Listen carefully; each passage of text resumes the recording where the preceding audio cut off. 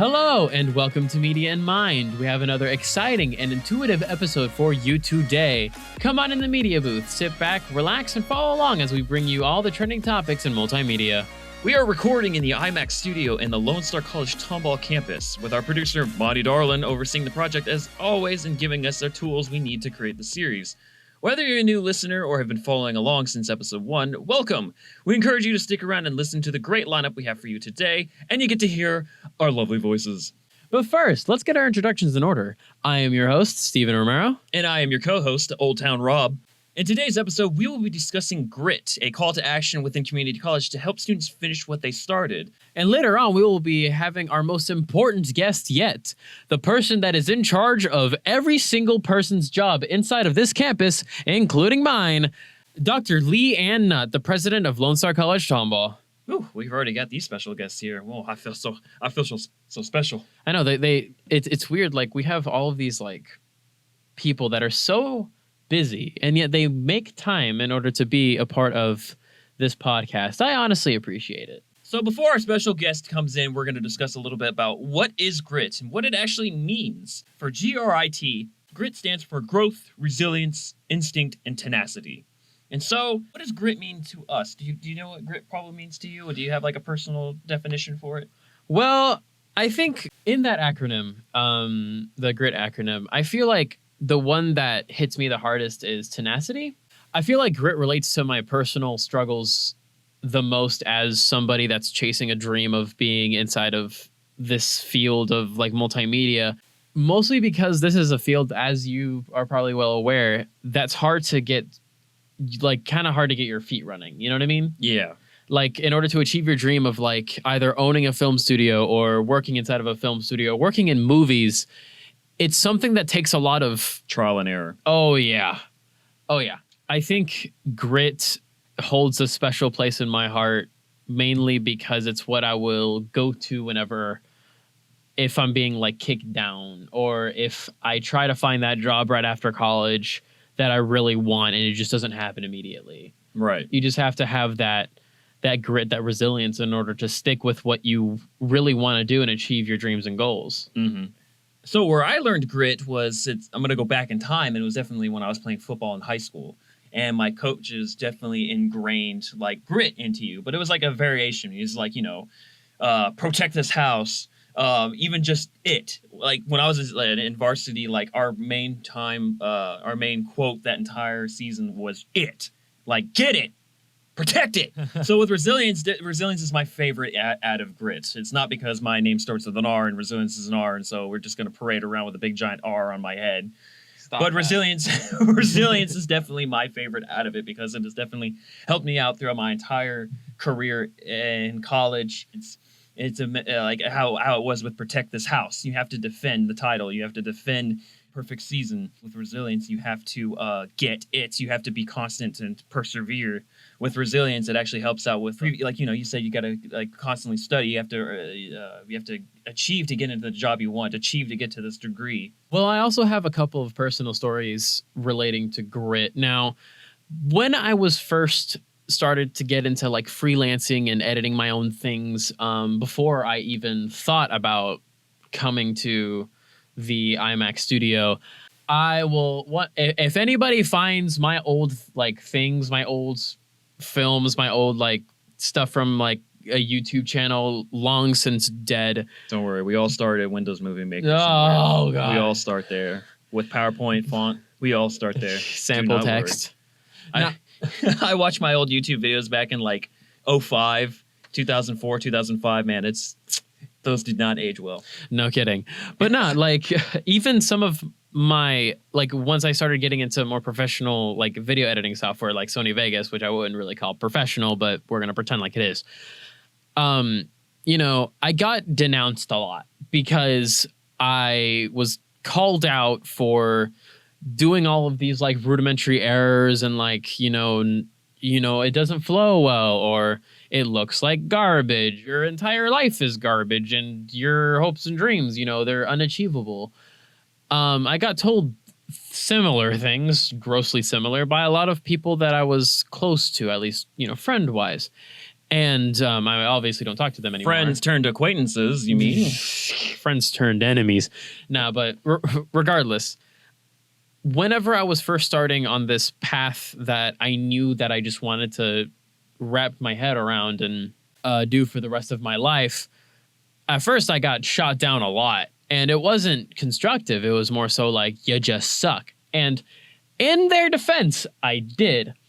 But through, experiences like going through multimedia, through working on my own personal projects just by myself, I stuck with what I basically stuck with this field until I got good at it.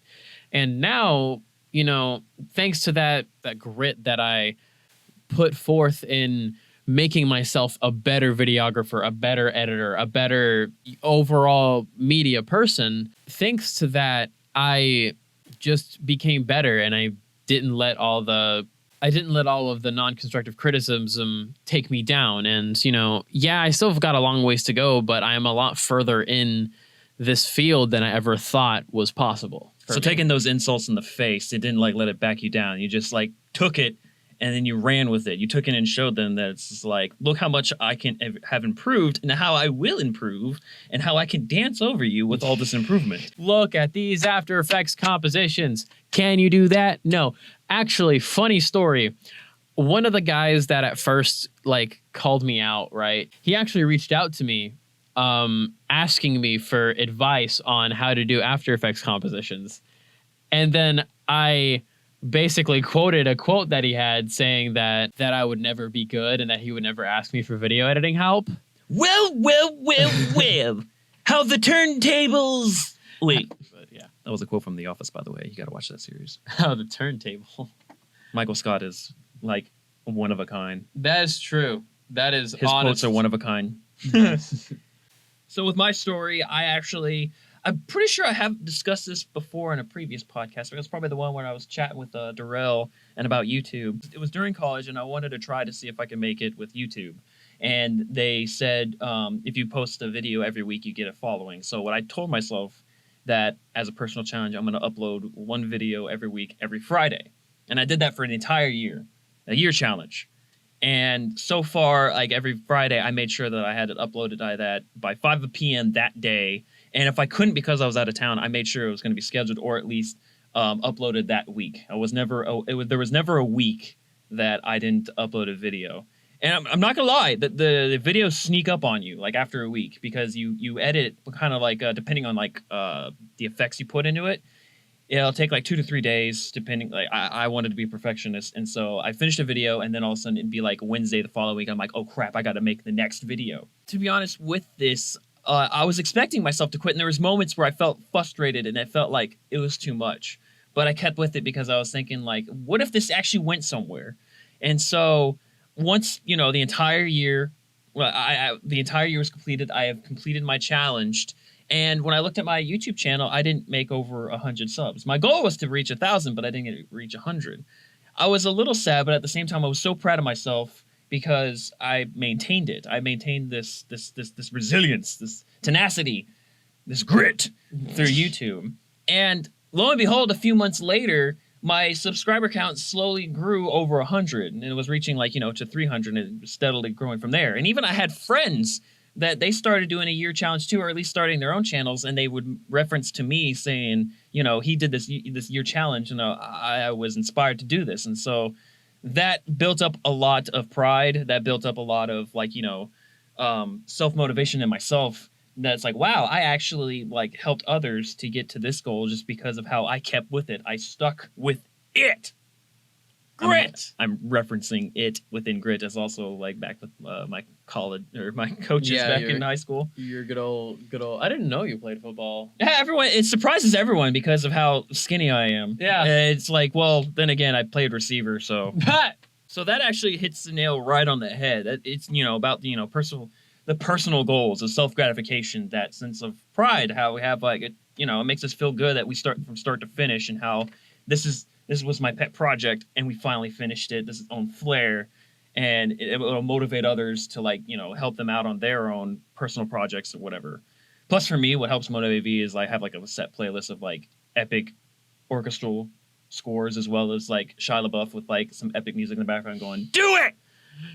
Do it. That also helps, having that on your iPod. Nah, I'm personally more of a, like, in all seriousness, I listen to a lot of either podcasts or like mellow music because that's kind of the focus, the type of focus that I need. I can't do it with like hardcore orchestral stuff or like hardcore dubstep or whatever. Yeah. But anyways, So, to be honest, I don't mean to be like, gossiping here, like, but I heard through the grapevine there was someone down there, trash talking you about how you couldn't edit Steven. excuse me. Yes. I think he's still down there. He's probably got to be by the cafeteria. He was claiming like Steven he'll never go to college. He won't get anywhere with this video editing. That doesn't make any sense. I'm in college. I'm about to show him up with some nested sequences up in here. Alrighty, I'd like to welcome special guest. She is the president of Lone Star College-Tomball, an educator, administrator, and an author of the new book, Complete the Agenda in Higher Education, Challenge Belief About Student Success, Dr. Ann Nutt. Good afternoon. It's great to be here. Awesome. And we finally have you in the sound booth. I know our producer is like, he was excited to bring you in here, and he was talking all about it, raving it, and he's like, finally, we have her in here.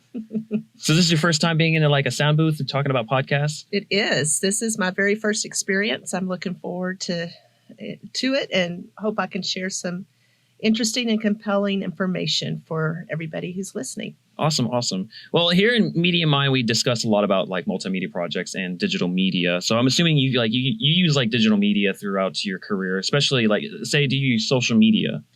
Yes, I do. Twitter, Facebook primarily, LinkedIn, of course. Yeah. I was real proud at the AACC convention in April, which is the American Association of Community Colleges. I actually made a list of the top 20 presidents who use Twitter. So that was kind of a fun thing to get recognized for. Mm-hmm. It's kind of odd. Like, you don't expect, like 10 years ago, people kind of be laughing that's like, CEOs, presidents are like using Twitter and Facebook as their handle. But now it's actually being like, it's integrated into the career field. So I bet that really helps out a lot. Yeah, it really does. And one of the reasons I wanted to be active on social media is to make sure that the college has a presence. But I also just wanted to be in the space where our students were. And so I got hooked on it and love it and try to use it every way I can. Awesome. So if you haven't read the book, for those listening in, Dr. Ann Nutt talks a lot about this thing called grit. And we actually see it around the Lone Star College-Tomball campus. And especially there's events around that are called grit. So when did you start thinking about the idea of grit? That's a great question. And I always love being asked that question. All of this started about 5 years ago, actually. And it started by mistake. It was a complete accidental experience. And it all started with a New Year's resolution. I had made a resolution to read 12 books in a year, one a month. How hard could that be? And I read 2 books that completely rocked my world and changed my direction. And it really set the course for what we're doing at Tomball. I still have 10 books on that list to read, by the way. I never finished that New Year's resolution. But one of those books was by Carol Dweck, who wrote Mindset. And the other book was How Children Succeed by Paul Tough. And Paul Tough's book was the first to introduce this concept of grit. And then his book led me to Carol Dweck's book on mindset. And then those 2 authors led me to Angela Duckworth's work on grit. At the time, she just had a TED Talk out there. Mm-hmm. She hadn't published her book yet. So it all started kind of accidentally, but I couldn't not apply it to our college as part of the reasons why so many students don't finish what they start. So these authors, they helped influence you to pursue this grit program, correct? Correct. Awesome. Very influential. Awesome. So what motivation guided you to get the faculty members on board, to get the whole college on board with this grit program? Another great question. When I started reading about this idea of grit and listened to Angela Duckworth's TED Talk, it was during a season at the college where we had some challenges ahead of us. Mm-hmm. Our enrollment had declined a little bit. As such, then our budget was being impacted. We were also doing a lot of work with various groups such as Bill and Melinda Gates Foundation's Completion by Design project. So we had two parallel things that motivated me. One was the work on the completion agenda. How do we get more students to finish? And then secondly, how do we, in our declining enrollment, help more students finish what they start and retain the students that we have? So those two parallel concepts collided, and I knew just in my bones that I needed to bring this to the college, that this concept was going to be a difference maker. So I just came back to the college and launched the idea, tossed out the question. Some faculty and administrators and staff got on board and started doing their own research and reading, and everybody seemed to see the vision, and it was relatively easy from that point to move it forward. So it was easy to get the faculty members to be aware of the GRIT program. How did you get the students, the students that enrolled into the college, to be aware of the GRIT program? So when we started this work with GRIT and we're exploring it just among the faculty and staff, we had the opportunity to first engage our students through the Phi Theta Kappa chapter, Alpha Rho Mu, here on our campus. The leaders of that organization came to me and asked for feedback on what their college project should be. And since we were just in the exploration stages, I tossed out this idea of, what about GRIT? What would you, as a student, want to see from it? How could it impact you? So I just encouraged them to look at that as a possible project. And I tell you what, those leaders and those students in that organization did a fantastic job. In fact, the officers of Alpha Rho Mu went into every EDUC 1300 course we have. That's the mandatory student success course. And they told their personal GRIT story. And those stories were told to hundreds of students during the fall semester. And that was our first engagement of students in the process. And it was amazing. I'll also add Alpha Rho Mu won most distinguished chapter in the world that year. They just did terrific work. Then we were fortunate, and the sun and the stars and the moon lined up. And the advisor of our Phi Theta Kappa group at the time, Dr. Rebecca Tate, who's been a professor at the college a long time, had the opportunity to hear a guy speak who wrote another book on GRIT, and his name was Paul Stoltz. And she was so intrigued and compelled by what he had to say that she stayed after the presentation and waited for him and had a conversation with him about all the great work happening at the college. So it happens that at the time, Dr. Stoltz, who had partnered with Pearson, they were looking for a college where they could begin to infuse GRIT into the curriculum and do some research.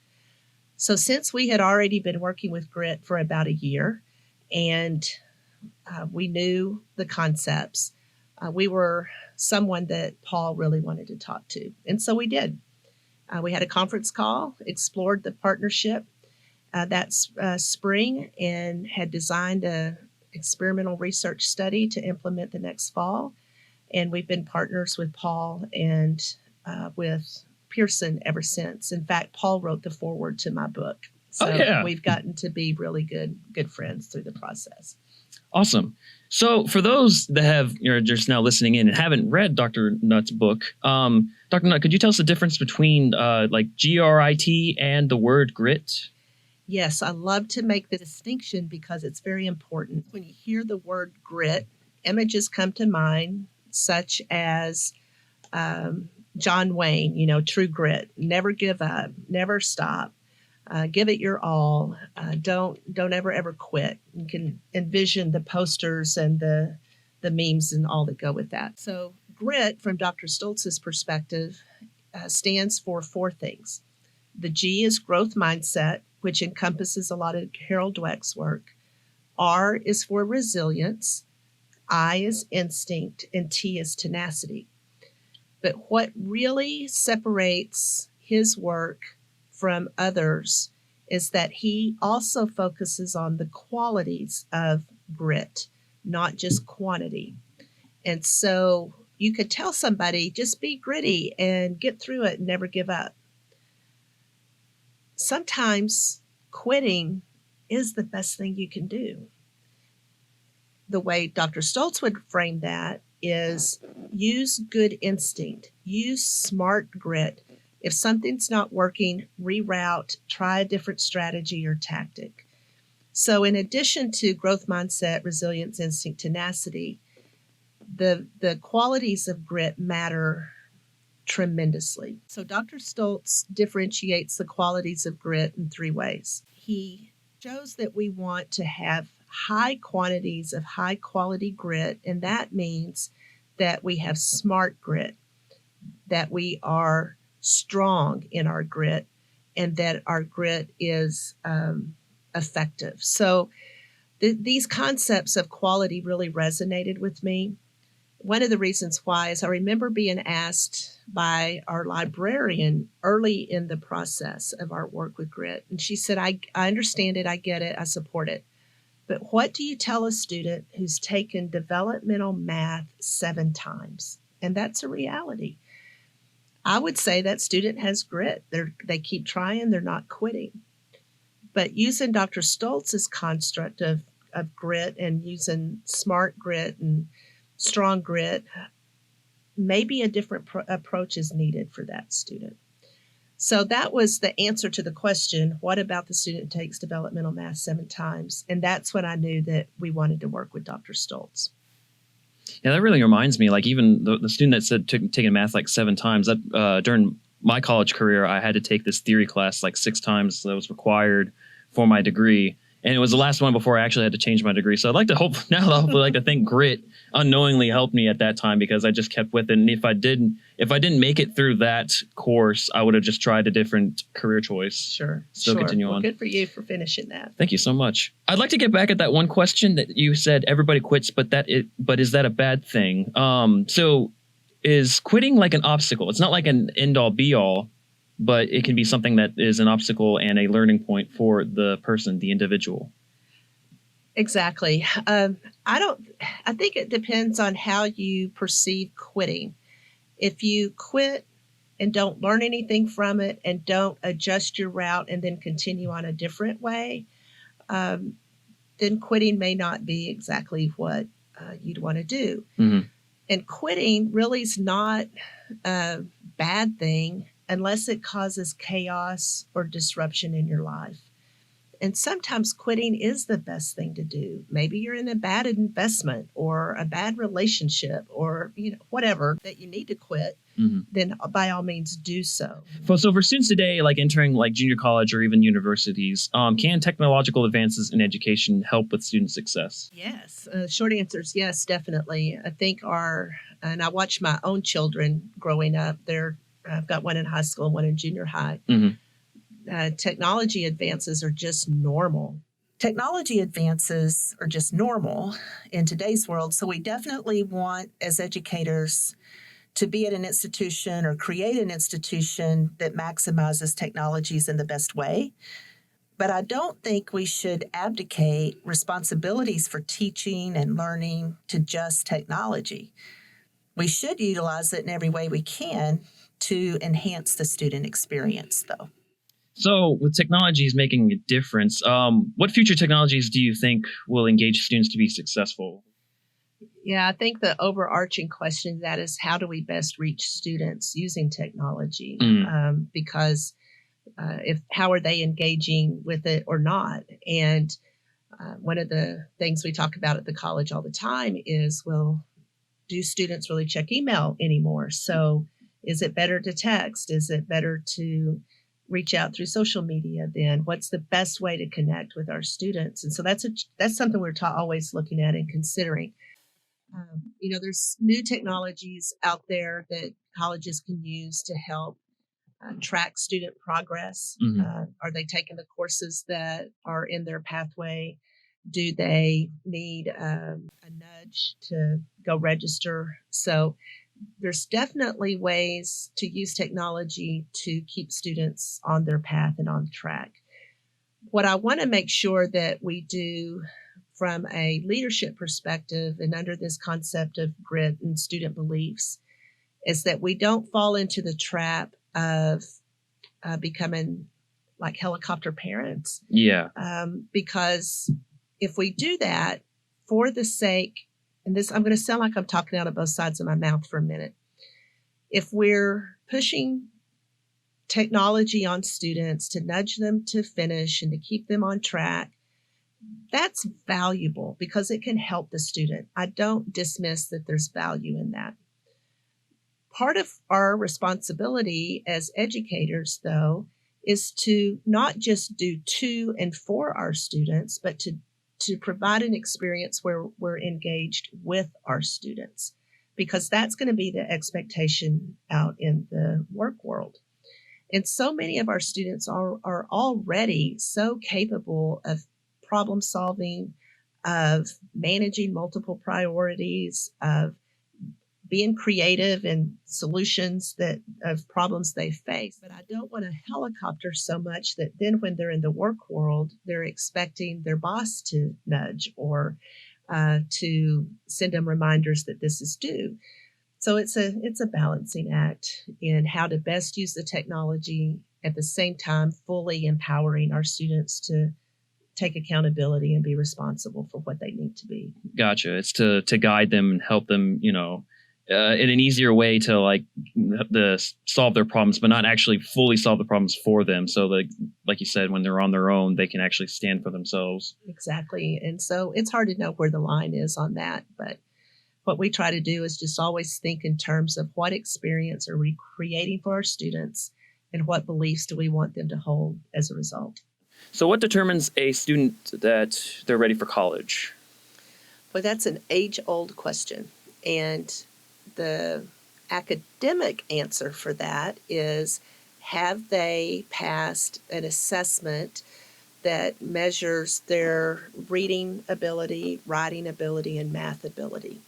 So that's the academic technical definition of being college ready.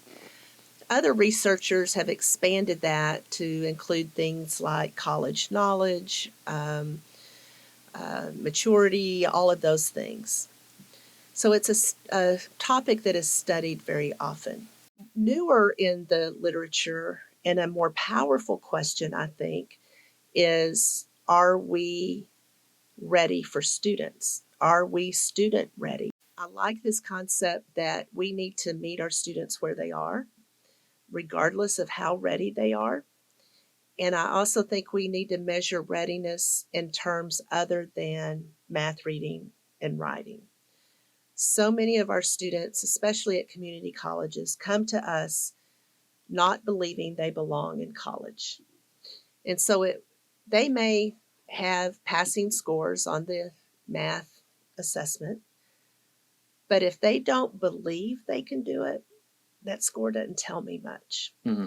And so really creating as concept of believing that you can, believing in what it takes to be successful in college, believing in what college is about and what you can achieve.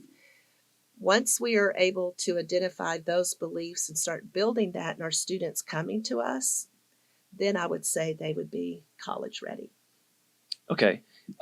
This may be controversial in the general public, but do you think college is for everyone? So I chuckle because of your idea that it might be a controversial question out there, because to the general public, the answer is probably no. Mm-hmm. It's not for everyone. But my definition in my almost 30 years in higher education at a community college, my answer is yes, it is for everyone. I think the public definition of college is somewhat limited. They may think strictly of the university experience where you're studying art history and literature and all of these other fields, and that's great. There is nothing wrong with that at all.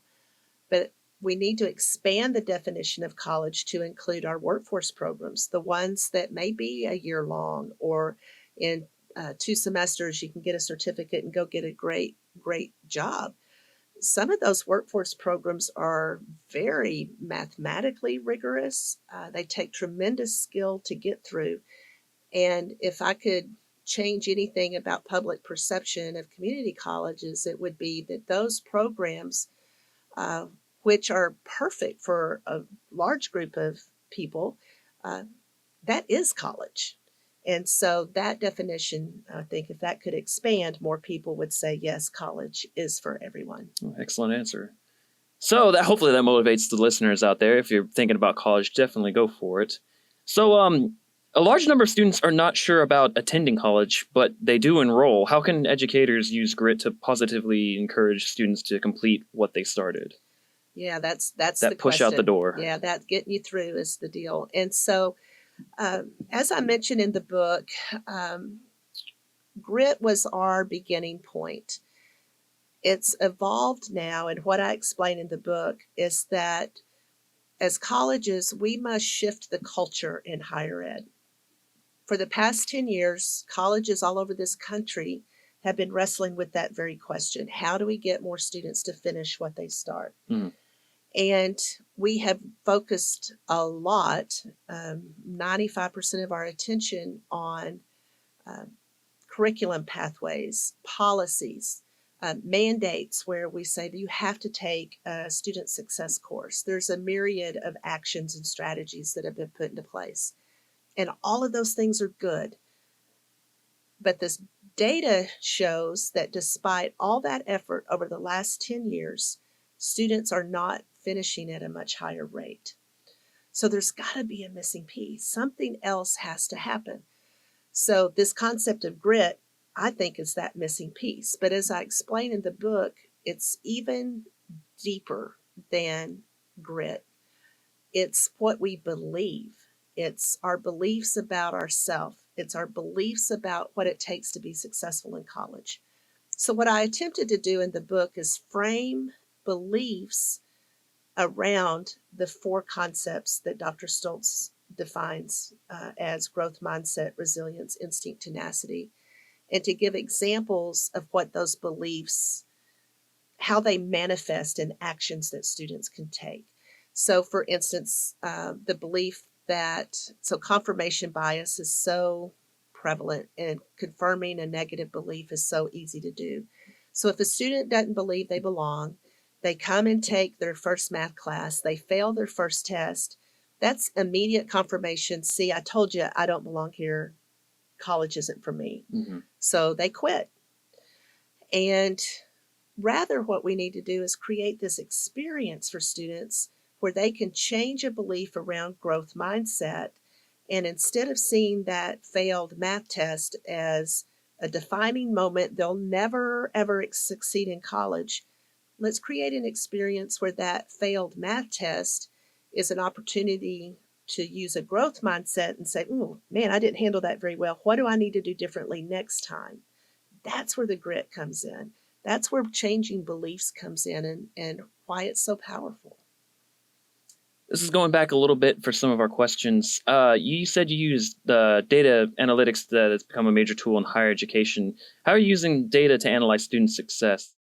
In today's higher ed world, we have more access to data on our students than imaginable. We can even trace, last time they logged into their online course, or we can use predictive analytics through some tools that are available at Lone Star, that through Civitas, where we can see and predict which students are going to succeed and which ones are not.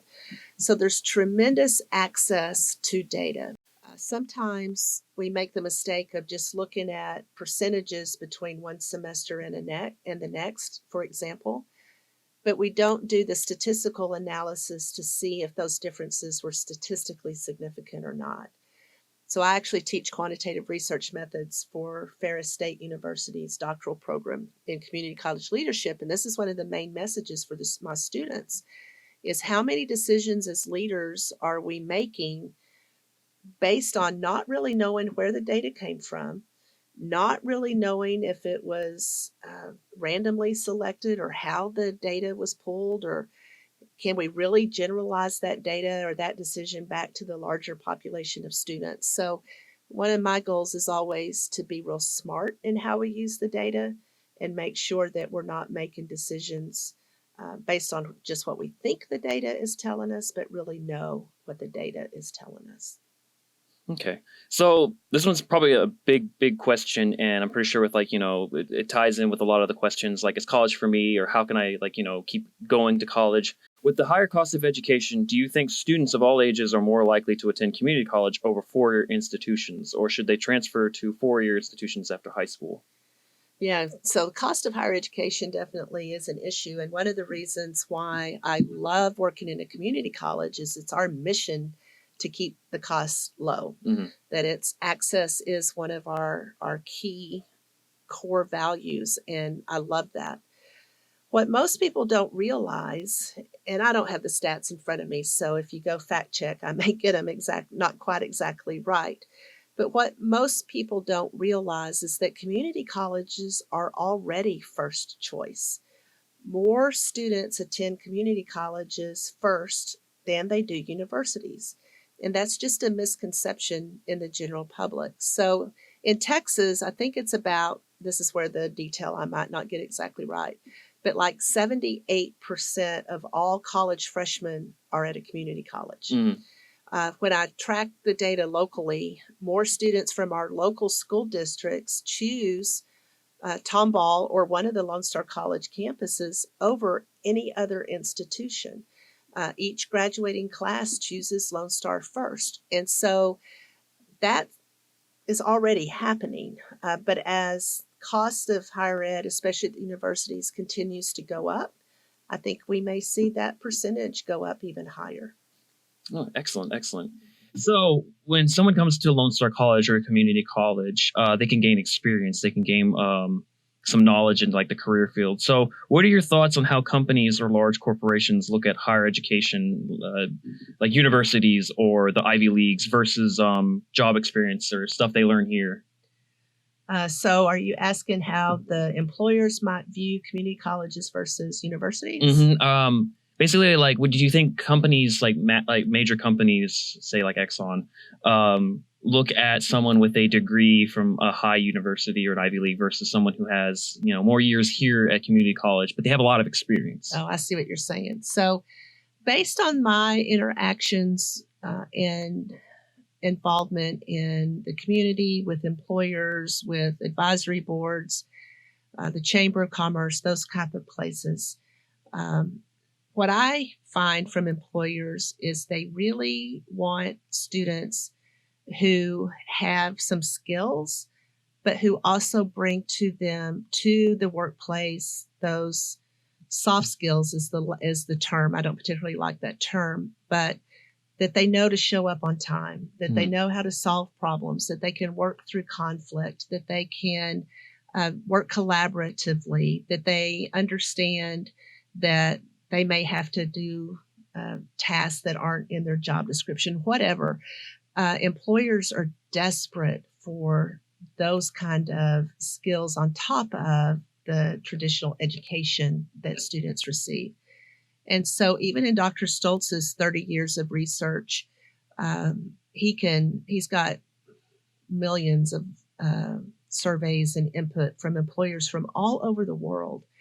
And he would say that employers would give up like 8 employees who had all the technical knowledge but didn't have grit to get 1 employee with grit. And so these concepts of growth mindset and being resilient and instinct, tenacity, all of that covers those soft skills type of things that employers are looking for. So short answer is, in my experience, the employers would really like to have students who have good experiences at the community college and have developed the right kind of beliefs that they can carry into the workplace so that they can demonstrate success there as well. Gotcha. They're looking for someone who actually has like the passion and drive rather than just through the motions. Yeah, and even beyond just the passion and drive is definitely part of it, but just the day-to-day adversities that come up on the job for everybody. There's always a problem to solve or conflict to work through.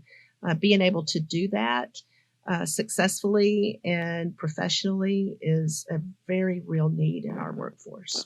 There's always this like favorite quote that I like to hear, and it definitely involves with like grit, because it says like, without limitations, there's no growth. There's no challenge. Exactly. And so for our final question, could you explain about changing the student success narrative in community colleges? Yes, I can. So many folks, if you listen closely to leaders in colleges or your faculty and staff, over the last 10 years, the narrative has become more about what our students can't or won't do than what they can do. So I don't think this was intentional. I think it was just an unintended consequence of the conversation around helping students complete college.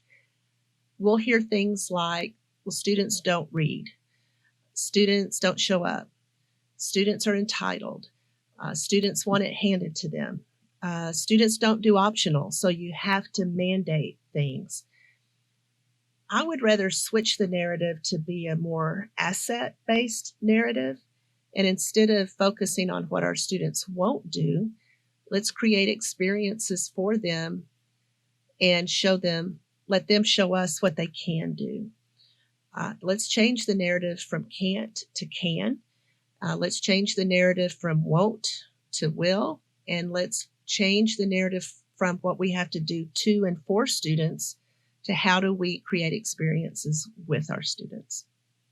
Awesome. Well, Dr. Nutt, it was such a pleasure for you to drop on by and chatting with us. We hope in the future you get to come back again and we can discuss more, elaborate more on GRIT, or maybe some in the future that GRIT is opening up a new program. But thank you so much for stopping on by, and we'd love to see you again. Yeah, thanks so much. This was a lot of fun, and now I've got my first podcast under my belt. Awesome. Thank you. All righty. That was a great chat with Dr. Nutt. It's always cool getting these special guests in here. Oh, hey, Steven. How was your chat with your old acquaintance? Was he talking mad stuff about you? I mean, no. What he was actually saying was that I was the best video editor in the world and that I will go on to do great things. At least that's what I tattooed on his back. I was going to say, I was like, okay. I held him down with rope. That was a very polite way of saying you kicked his butt. Yeah, there you go. Yeah. Very polite way. Thank you. I try. Awesome. Anyways, thank you so much for listening to this episode. You, the listener, are the reason that Media Mind will continue to create content, entertain, inform, and discuss trending topics within Lone Star and Multimedia. Check out the description box below that includes links and destinations to our topic, as well as any links for more information on Dr. Nutt. You can even follow her on Twitter. Please be sure to visit our channel and subscribe to College-Tomball Multimedia Services if you haven't already. This helps us grow, expand, and gives you a chance to be the first to listen to our lovely, lovely voices. Just before we go, we'd like to personally thank Dr. Nutt for stopping on by and giving us great insight as well as a great interview. We'd like to thank our producer, Monty Darland, as always. We'd like to thank the Multimedia Service team for providing this platform to create our work. For more information on all things IMAG, head on over to lonestar.edu/tomball-mms.htm, which will be linked in the description. This is Media Mind, and we will see you in front of the camera.